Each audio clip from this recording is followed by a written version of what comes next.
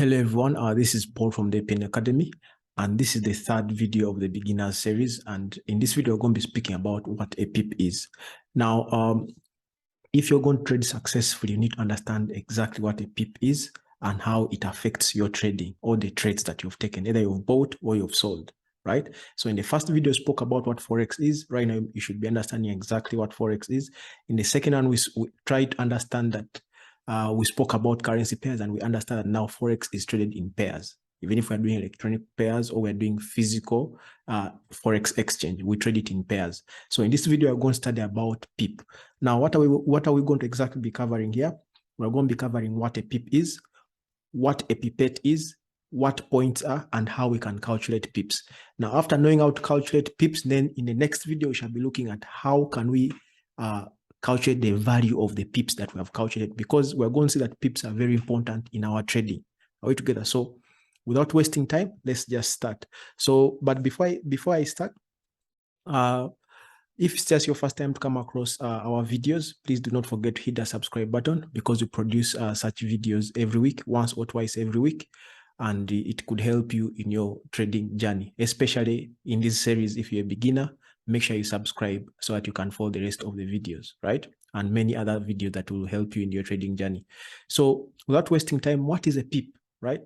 Now, before I define what a pip is, I'll just give you a layman's example, an example outside the trading that could help you. If you want to move from point A to point B, we measured this place here. The distance between place A and place B is measured in kilometers. Are we together? Now, if you know the kilometers between A and B, it's going to help you to know how long are you going to take to move from A to B, or how long is it going to take you to move from here to here, right? Using the kilometers. And also it will help you to know the amount of fuel you use in case you're going to drive. So distance is very important. Now, why am I giving you this example? This example relates to pips. Pips is just like distance, right? It helps us to calculate a lot in knowing how much money are we making, how much money are we losing. That's why we are studying about a pip. I hope this example triggers something in your mind, right? So if something is confusing you, just best to this layman's example here, right? For us to move from A to B, we need to know the kilometers here. The kilometers will help us to know how much will I need, how much fuel will I need, and how much time will I need to take to reach from point A to B in case I'm driving, right? So let's just dive into what a pip is.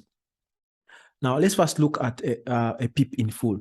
A pip stands for percentage in a point, right? Meaning that it's the smallest movement. It's a measure of the smallest movement or change in price.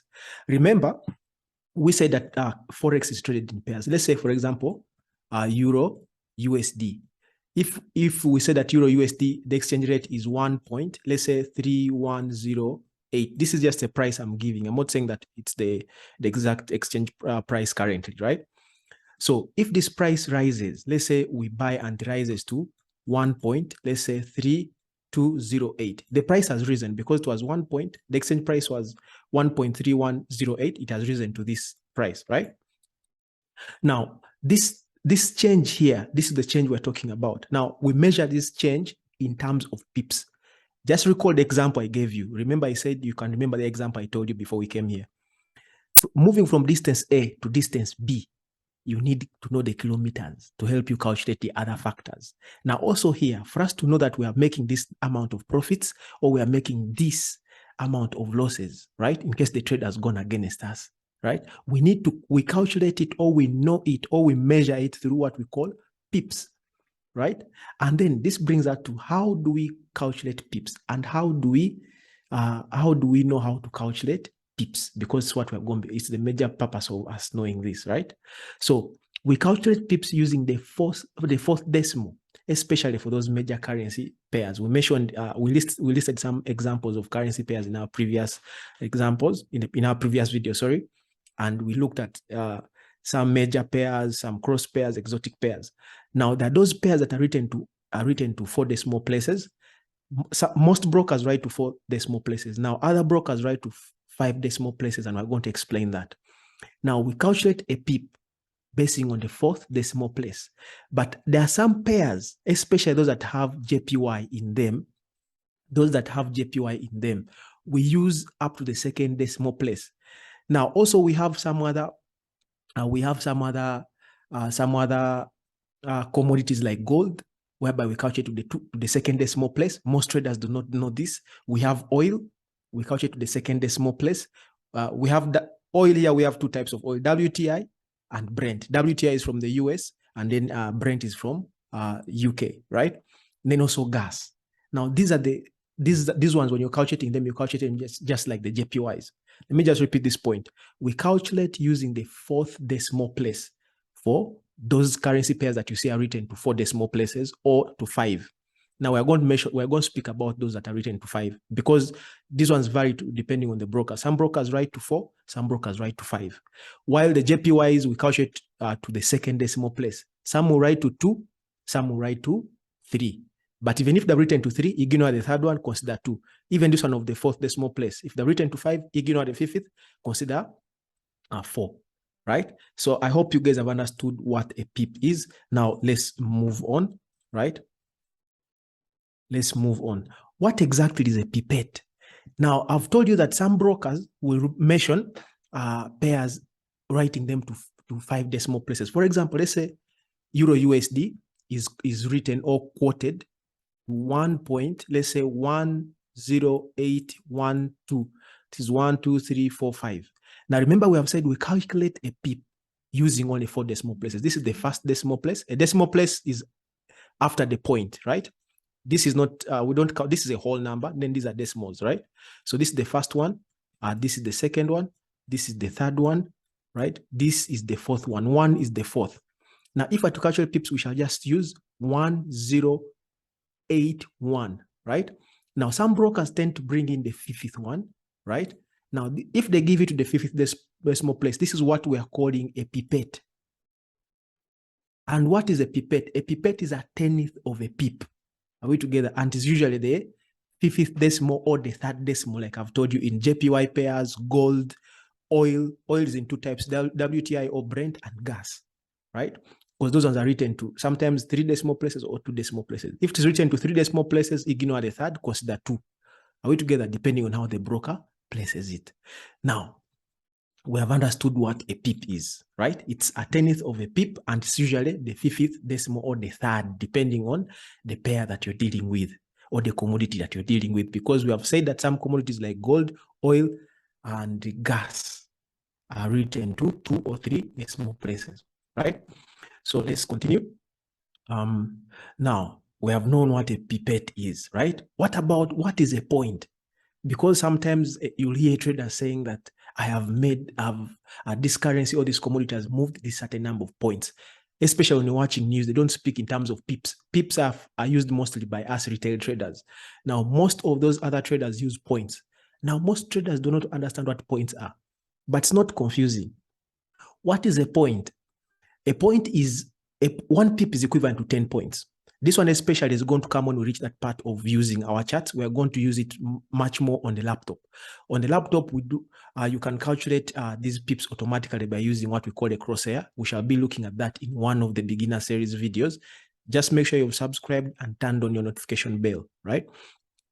So a point, 1 pip is equivalent to 10 points. What do I mean here? I mean, for example, if someone tells you, if someone tells that a currency pair has moved 5,000, let's say 5,000 points.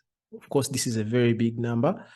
It means that simply you just divide by 10, right, to get 500 pips. That's why we're saying that 1 pip is equivalent to 10 points, right? So if it is 500 pips, for us to get points, we just multiply by 10 to get 5,000 points. Are we together? So I gave you an example that if a pair moves 400 points, it means it has moved 40 pips. Why? Because 1 pip is equivalent to 10 points. So if it has moved 400 points, we're just going to divide 400 by 10 to get 40 pips, right? It's just as easy as that. Now, these points will make more sense when you especially when you're trading using a laptop. It will make much more sense, right? Because laptops measure in terms of points. Or if you're speaking to other traders, especially traders who have worked in banks, traders who have traded for some time, or even those who are trading stocks, they most times speak in terms of points. But do not get lost. Simply 1 pip is equivalent to 10 points, right? So I hope you guys now know what a pipette is, what a point is, and what a pip is, right? Now, and we have known how we can calculate what we base on to calculate a point. Now, what are we left with? I would like us to look at how do we calculate pips. Now, we have those that are written with 4 decimal or 5 decimals. Let's use an example of Euro USD. Now, why am I using Euro USD? Because this is the most traded currency pair. Let's assume we have this price, the current exchange rate is 1.10213, right? This is 1, 2, 3, 4, 5. I've written it to 5 decimal places. So let's just see if we have understood, right? Let's assume we buy this currency pair and it moves up to, let's say, it gains value and moves up to 1.1030 let's say 3, right? If they tell you to calculate the pips between this, or how many pips, if someone asks you how many pips has Euro USD moved since it has gained value from 1.10213 to 1.10303, you're just simply going to subtract, right? So let's subtract using all the decimals because we have 1, 2, 3, 4, 5, right? So a broker can write it to 5 decimal places or 4 decimal places, but let's just calculate and I will explain to you which one is the pip and which one is the pipette. So this one is 0, 3 minus 3 is 0, 1 minus this, you borrow here 2, then you get here 1. You can just simply put it in your calculator, but if you want, you can do it manually like this. So this is 9, then here we have 0, 0, 0. It means that this Euro USD moved 9 pips, right? But if you want to put in the pipettes, right? Because if you were to just use the 4 decimal places, if you want, you can just ignore and consider these 4. You ignore these 3s because they're the fifth, they're the pipettes. But let's assume here there was 4, right? And then you subtract 4 minus 3, you get 1. It means you will have 9.1 pips. Now, this point being the pipette, this 0.1 being the pipette. Does that make sense? Let's do another example. Let's assume GBP USD, the exchange rate is 1.3583, right? Now, this time there are 4 decimal places. And then it gains value. No, this time let's use it loses value. It loses value to 1.3471. Calculate the pips. We are simply going to subtract, right?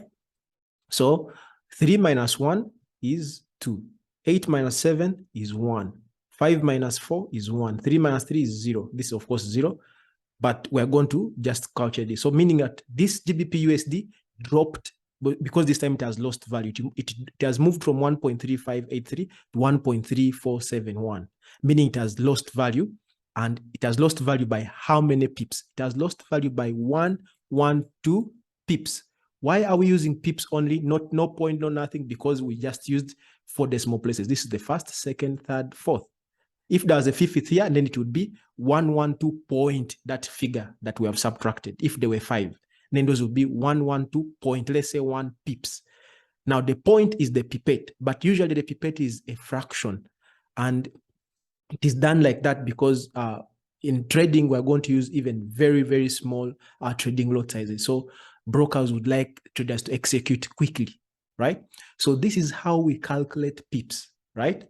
Remember, we have 2 types. So we have so far looked at down of 4 decimal places or 5 decimal places, and I've illustrated to you. Now let's go to those ones of 2 decimal places. I told you that we have JPYs, and then also we have gold there, we have oil, and then we have gas also there. Now this one of 2 decimal places, it includes pairs of JPY, which is like, for example, USD, JPY, GBP, JPY, Euro, JPY. You can just look at them on the chart, and then you will see that they are either to 3 or to 2. Now, let's say if USD JPY is at 110 point, these are not the exact exchange rates, I'm just quoting them, 232, and then it gains value. Let's say, okay, let's say it loses value to 110. This is 110.210. Now, we have written it to 3 decimal places, and we have said if it is to 3 decimal places, you can decide to ignore the third one, and then you consider 2 to calculate the pips, right? So let's first try to ignore let's first ignore the last ones, and then we see. Now 3 minus 1 is 2. 2 minus 2 is 0. This is 0. These ones cancel out, right? So it means that we have 2 pips. Are we together? We have 2 pips. But if we were to include also the third one, we would have 2 minus 0 is 2. So we'd be having 2.2 pips. Now this 0.2 is what we're calling the pipette. Do I make sense? In case I'm very fast, you can slow down the video so that it will make sense to you, right? So let's just do another example. Let's just do another example. Now, let's assume you're trading USD JPY again, and we did losing value. Now let's say that it gains value. Let's say it has gained from 112.31. This time let's write 2 decimal places, and it gains value. Okay, we can just write the third one. It gains value to 112.547, right? So when they tell you calculate the pips here, what are you going to do? You're just going to subtract.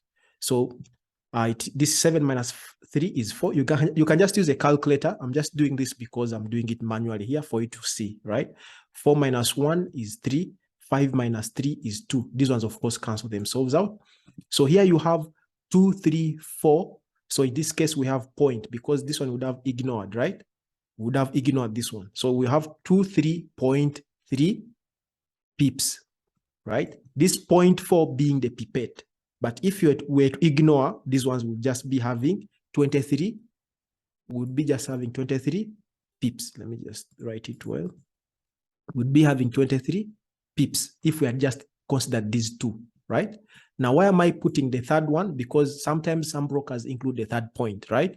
But if they've not included, just use 2, and then you'll just get the exact pips. If the third one is there, you'll have to put a point after the second decimal place, right? The same applies to the fourth one. If there are 4, you're getting the exact number of pips. If there are 5, after the fourth decimal, put a point, right? So that is how we calculate pips. Now, in the next video, we're going to be looking at how we are going to get a pip value, because now we have known how to calculate pips, but now we want to get the value. Remember, in trading, we are trading money, right? We have invested money. We are trading to make profits or losses. In case the trade goes against you, you're going to make a loss. In case it goes in your favor, you're going to make profits. So we want to use these pips to calculate the profits. Remember, I gave an example of knowing the distance between point A and point B. If you know the kilometers, it's going to give you how long are you going to take to reach from point A to point B, how much fuel are you going to use. So also, as we have first learned how to calculate the pips here, the pips are going to help us to calculate how much money are we making or losing, right? So that was it for this third video. The fourth one, I'm going to be speaking about pip value. If you've not subscribed, make sure you subscribe and click the bell so that you do not miss the next video that is coming out. And if you've enjoyed the video, it made sense to you, make sure you click that likes button. Have a great time.